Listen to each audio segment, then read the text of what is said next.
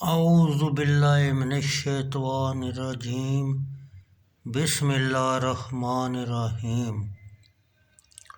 مسلم شریف جلد اول دوم حدیث نمبر 500۔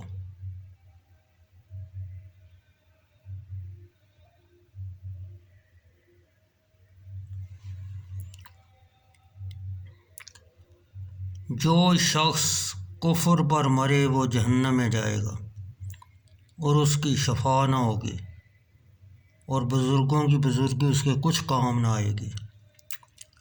انس رضی اللہ تعالیٰ عنہ سے روایت ہے کہ ایک شخص نے پوچھا، یا رسول اللہ صلی اللہ علیہ وسلم، میرا باپ کہاں ہے؟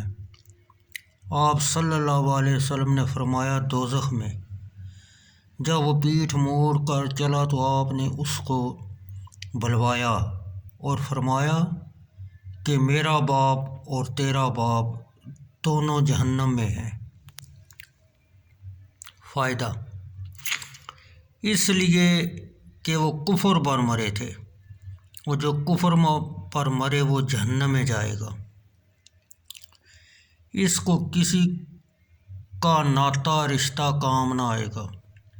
اس حدیث سے یہ بھی معلوم ہوا کہ عرب کے لوگ جو نبوت سے پہلے مرے ہیں اور بتوں کی پرستش کرتے تھے وہ جہنمی ہیں، اور اس سے کوئی یہ نہ سمجھے کہ دعوت کے پہلے یہ مواخذہ ہے، کیونکہ ان کو اور پیغمبروں کی دعوت پہنچ چکی تھی، جیسے حضرت ابراہیم علیہ السلام کی۔ اور یہ جو آپ صلی اللہ علیہ وسلم نے اس شخص کو بلا کر کہا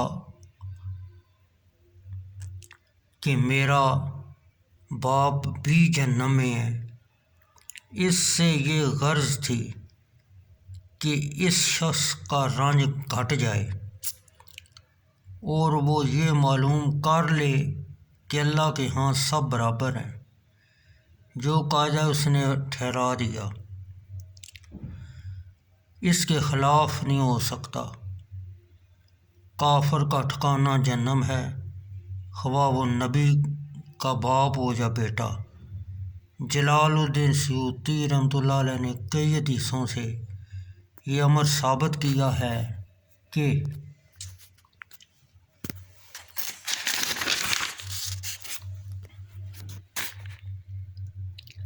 اللہ تعالیٰ نے حضرت صلی اللہ علیہ وسلم کی دعا کو آپ صلی اللہ علیہ وسلم کے والدین کے حق میں قبول کیا،